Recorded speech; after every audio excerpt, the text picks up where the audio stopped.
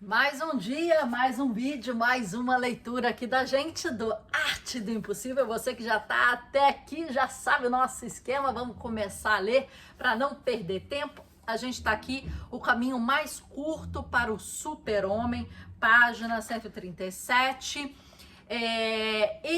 O autor, ele tem um outro livro que é alguma coisa super-homem. Agora eu esqueci o nome de fato. Mas ele fala, né, de uma forma muito mais desenvolvida aí sobre o super-homem, e tem outros livros também dele que ele chega a apontar, né, esse caminho. Mas vamos ler aqui esse capítulo. Esse não seria um capítulo sobre aprendizado se não explorássemos a chamada regra de 10.000 horas do psicólogo Anders Ericsson. Quando o assunto é um desempenho máximo, sugere a regra: o talento é um mínimo e o treinamento é a chave. E não é qualquer tipo de treinamento. A pesquisa de Ericsson revelou que, para atingir o conhecimento profundo em determinada área, são necessárias 10.000 horas de prática deliberada. A prática é deliberada porque atende a 3 condições. O aprendiz recebe instruções explícitas sobre o melhor dos métodos, tem acesso ao feedback imediato e aos resultados do desempenho e pode repetir a mesma tarefa ou outras bastante semelhantes. Resumindo, os resultados de Ericsson preconizam uma especialização precoce e repetição ao extremo. Esses resultados produziriam resultados. Eles foram canonizados no The Cambridge Handbook of Expertise and Expert Performance e popularizados por escritores como Malcolm Gladwell. Eu acho que foi muito falado no livro do Malcolm Gladwell, Outliers. Eu acho que isso ficou muito, muito forte. Mas eu acho que teve uma pequena falácia aí, eu acho que teve um pequeno entendimento errado dessa técnica, não entendendo que são 10.000 horas, não somente 10.000 horas, né? Ponto, mas entendendo o que é essa prática deliberada. Eu acho que isso era o mais importante do que as 10.000 horas, porque certas pessoas podem fazer um pouco menos, um pouco mais, né? Muito possivelmente um pouco mais, mas o que significa isso? Repetição por extremo e uma especialização precoce que ele tinha colocado aqui em cima. Eles também geraram uma indústria de defensores de especialização. Mães, tigres, pais, helicópteros, é só escolher. Tenho nem ideia do que é isso, gente. Mãe, tigre, pai, helicóptero. No entanto, há um problema. A especialização precoce não produziu nada que se aproximasse da expertise que ela foi feita para gerar. Muitas vezes, com crianças mais novas, essa abordagem fez com que elas abandonem a atividade que estavam tentando dominar. Com adultos, o impacto é igualmente nocivo. Em aprendizes mais velhos, a especialização extrema tende a deixar as pessoas com a mente estreita e hiperconfiantes, basicamente cegas à maioria dos fatos e dependentes demais dos poucos fatos que realmente acontecem.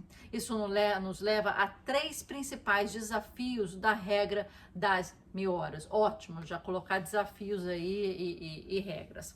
O primeiro desafio foi executado pelo próprio Ericsson, quando Malcolm Gladwell publicou Fora de Séries, que é o Outliers. O livro se transformou numa ideia em um nicho. Ericsson apontou que, ainda que tivesse estudado expertise em áreas muito específicas, as 10.000 horas surgiram inicialmente de um estudo de violinistas. E suas descobertas foram duplicadas em outros domínios. O golfe, por exemplo. Definitivamente, elas não se aplicavam a todas as áreas. Além disso, estas 10 mil horas eram um registro médio de um marcador arbitrário. Gladwell escolheu 10 mil horas porque essa era a média de tempo praticada por um violinista de primeira linha na faixa dos 20 anos.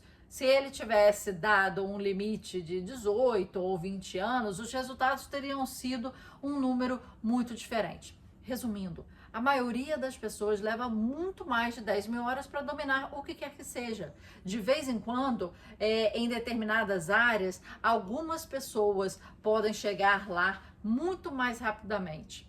Mas usar isso como uma regra imutável para a expertise, percebe Erickson, não é justificado por suas descobertas. Esse livro do Malcolm Gladwell, ele popularizou muito essas questões das 10 mil horas, mas ele fez de uma forma um pouquinho irresponsável o entendimento disso. E aqui ele já está falando dessas falácias, né? Primeiro, ele fez um corte ali ao Deus dará dele lá, né?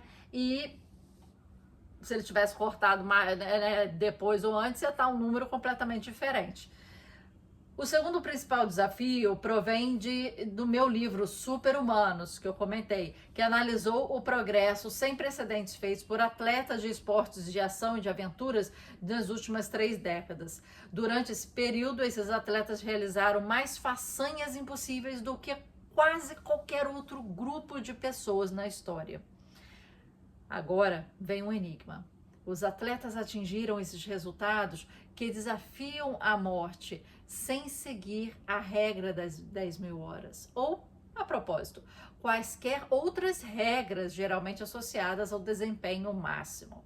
Ao longo dos últimos 50 anos, quando cientistas voltaram uma atenção para a excelência e as realizações, 3 elementos desempenharam um papel descomunal: mães, músicos e marshmallows. Basicamente, são esses 3 caminhos tradicionais para o conhecimento profundo. Mães refletem um lado natural e protetor dessa equação. O fato indiscutível de que tanto a genética quanto o ambiente da primeira infância são fundamentais para o aprendizado e o sucesso. Músicos são uma ligação com os violinistas de Anders Ericsson. Estudou ao elaborar a ideia da prática deliberada. Finalmente, os marshmallows são uma referência ao lendário experimento do psicólogo de Stanford, Walter Michael, sobre a recompensa postergada. Michael descobriu que crianças que conseguiam resistir à tentação no momento presente, isso é, comer um marshmallow no exato momento, em troca de uma recompensa maior, comer 2 marshmallows mais tarde, tinham muito mais sucesso na vida. Isso também vale para uma meia dúzia de medidas diferentes, mais do que notas, pontuações de QI, ou SAT, que é o equivalente ao norte-americano para o Enem, ou qualquer outra coisa. A capacidade de adiar a recompensa parece ser um indicativo consistente de realizações futuras. No entanto, a despeito de todas essas descobertas, muito poucos atletas dos Super-Humanos, o livro dele, tinham qualquer um dos privilégios. Lares desfeitos,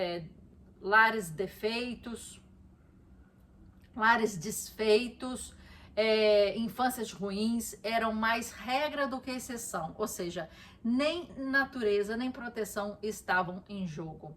No que diz respeito a 10 mil horas de prática deliberada, também não havia muito isso. Naturalmente, esses atletas passavam uma quantidade considerável de tempo praticando seu ofício, mas quase nada era gasto em repetições mecânicas. Na maioria das vezes, esses atletas praticavam em ambientes naturais, montanhas e oceanos, onde o cenário muda de um momento para outro, fazendo com que, em muitos casos, a repetição necessária da prática deliberada não fosse sequer possível. Além disso, muitos dos atletas envolvidos haviam abandonado a carreira profissional nos esportes, porque odiavam fazer os exercícios repetitivos que respaldam a prática deliberada. Na verdade, os próprios termos que eles cunharam para se descrever, free skiers, free surfers, free riders, expressam essa rejeição. Free é livre, né?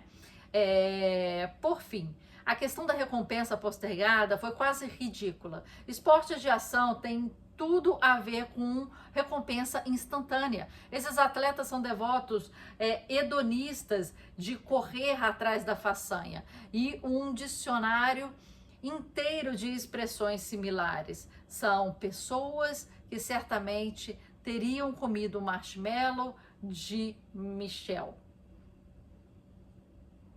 Entretanto, de alguma forma, apesar de não conseguirem nenhuma das regras tradicionais da excelência, ainda conseguiam reescrever o livro de regras das possibilidades humanas.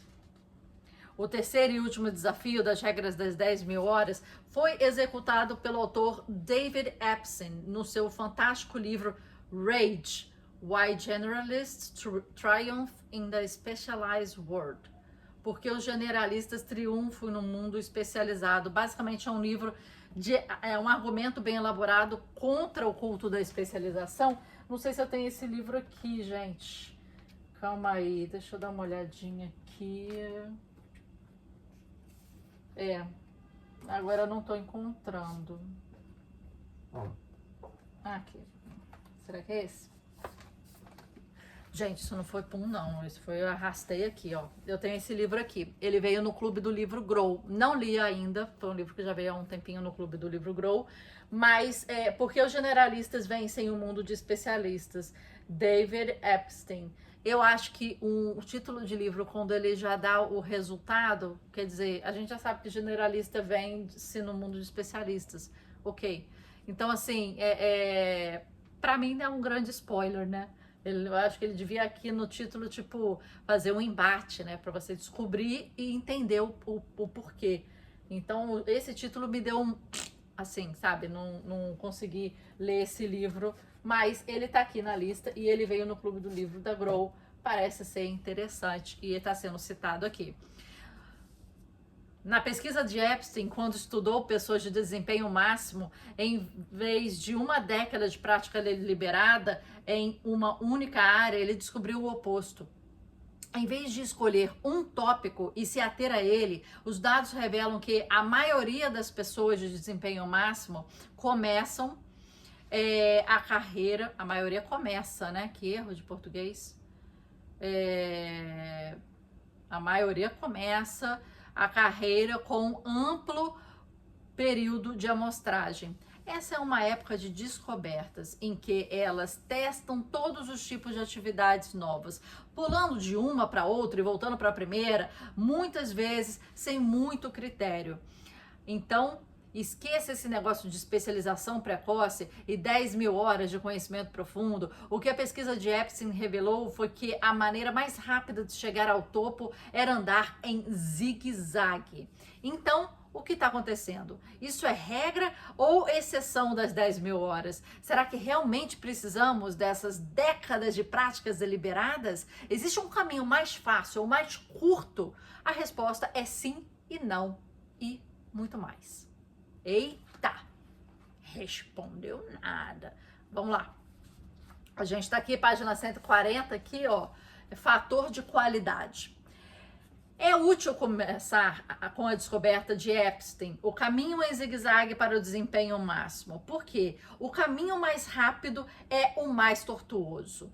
Tudo se resume ao fator de qualidade, o termo que os economistas usam para descrever um ajuste muito estreito entre habilidades, interesses e o trabalho que você faz. Quando Shane McConney diz, amo o que faço, essa é uma expressão de fator de qualidade. A pesquisa revela que pessoas de desempenho máximo tendem a iniciar suas carreiras com um período de amostragem amplo, porque estão em busca da combinação perfeita.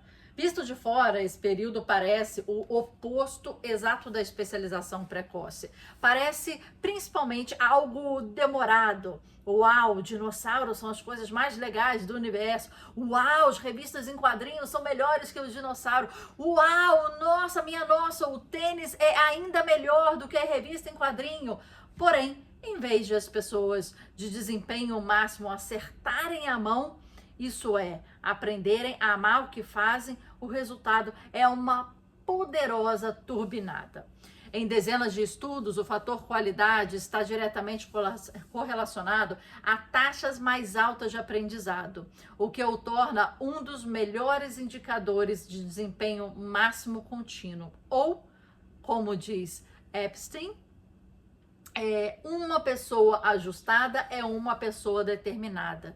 E a combinação de aprendizagem acelerada e determinação aprimorada funciona como juros compostos. E é também por isso que, como um indicador de sucesso a longo prazo, a combinação perfeita acaba sendo um indicativo muito melhor do que a especialização precoce. A aprendizagem acelerada e a determinação aprimorada funciona como juros compostos. Aprendizagem acelerada e determinação aprimorada. Ó, grava isso. Na área educacional, por exemplo, programas de especialização precoce, como o Head Start, produzem um efeito fade out significativo, em que as crianças ficam entediadas e acabam abandonando por completo a atividade, não lhes conferindo nenhum diferencial. Nas empresas, vemos algo semelhante e muito mais. Em termos de receita, embora os especialistas precoces saiam da frente, isso não dura muito. Após uns 6 anos no mercado de trabalho, aqueles que iniciaram a própria carreira com períodos de amostragem mais amplos tendem a alcançar os especialistas precoces e deixá-los comendo poeira. E, por não terem o fator de qualidade, especialistas em início de carreira tendem a ficar esgotados e mudar de área. De fato, se seu interesse é o ramo executivo, em vez de um treinamento especializado em um único trabalho, o primeiro de trabalhos diferentes executados, o número de trabalhos diferentes executados em determinado setor continua sendo um dos melhores indicadores de sucesso de um CEO. E é por todos esses motivos que o fator de qualidade foi incorporado nesse livro. O exercício da paixão é tão somente um período de amostragem longo que enfatiza o aprendizado em meio à execução. Se seu interesse é o fator qualidade, a execução é a chave. A tentativa e o erro são um caminho rápido para o autoconhecimento. Aprendemos aquilo de que gostamos e em que somos bons por meio das experiências práticas. Pesquisas revelam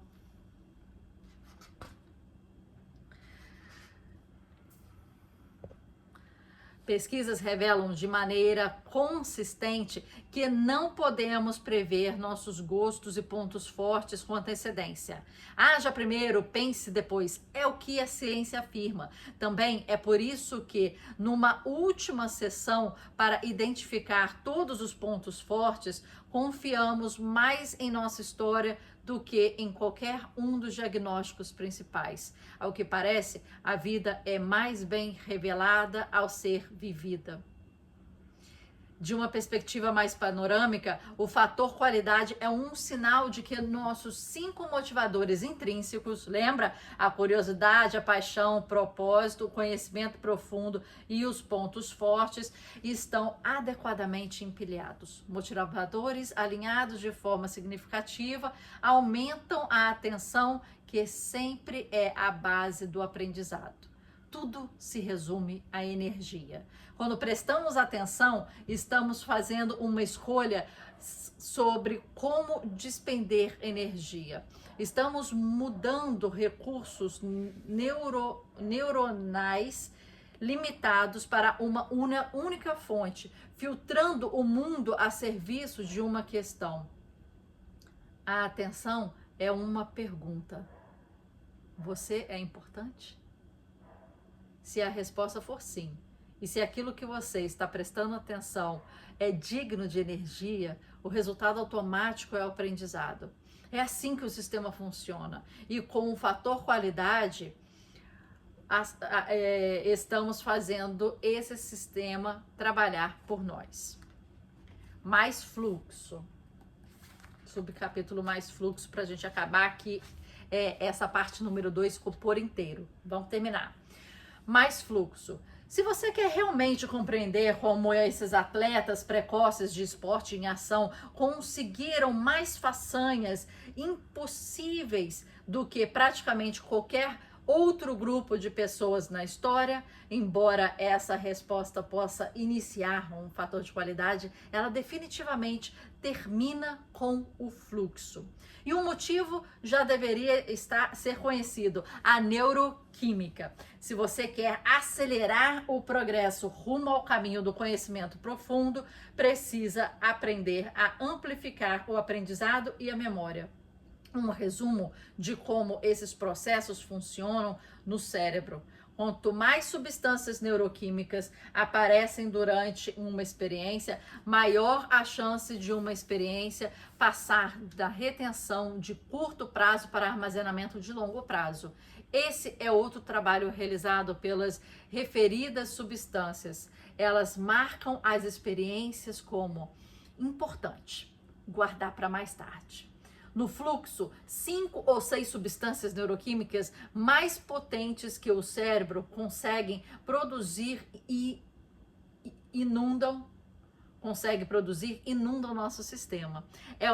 Muita coisa importante, guarda para mais tarde. O resultado é um pico significativo de aprendizado e na memória. Em experimentos conduzidos por pesquisadores do Advanced Brain Monitoring, em associação ao Departamento de Defesa dos Estados Unidos, atiradores e atiradores novatos foram colocados em estados de fluxo, depois treinados para um nível de especialistas. Fizeram isso com atiradores de revólver, de rifle, arqueiros. Em cada caso, levou 50% a menos de tempo do que o normal para os alunos se tornarem especialistas. As famosas 10.000 horas para o domínio. E aí?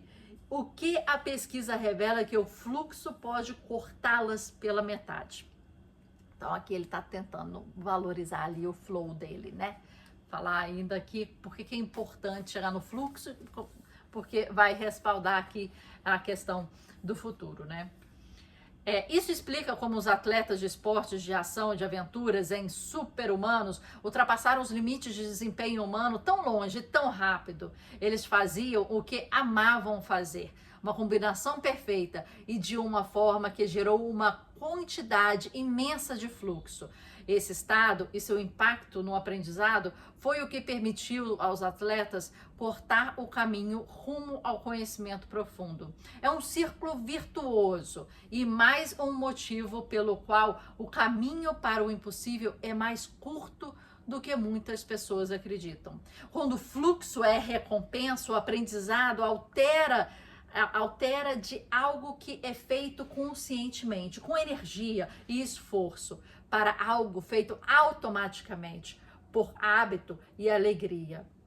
É o hábito da ferocidade aplicado ao aprendizado. Se conseguirmos automatizar todo esse instinto, da primeira fagulha da curiosidade que acende a aventura até a corrida para o conhecimento profundo, que é a conclusão sem fim, alimentaremos constantemente nossa paixão e o propósito.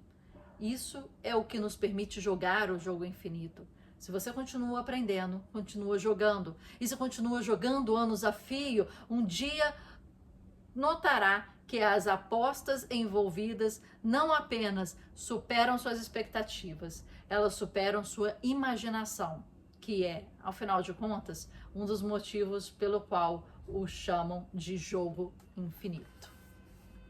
Olha, acabamos aqui a segunda parte, que era a primeira parte de motivação, a segunda parte do aprendizado. Então, até aqui a gente aprendeu os fatores propulsores de motivação, que eles são energizáveis, vamos dizer assim, e a gente aprendeu como a gente aprende, como deve aprender, por que deve aprender, de uma forma mais especialista ou generalista, né? O que devemos ler, o que devemos estudar. E agora a gente vai entrar numa terceira parte, que é a criatividade, que vai falar sobre vantagem criativa, hackeando a criatividade, criatividade a longo prazo e fluxo da criatividade. E depois, o próximo capítulo e último é fluxo. Então, a gente fez uma preparação de 147 páginas, metade do livro, mais da metade do livro, para a gente entrar no ponto central, que vai ser esse pedacinho aqui do livro, dividido aí entre criatividade e dividido entre flow, que é o que a gente quer realmente aprender aqui, né? Esses dois itens. Então, pessoal, a gente tá entrando agora no assunto central. Você vê que quando a gente fala no nosso curso Leitor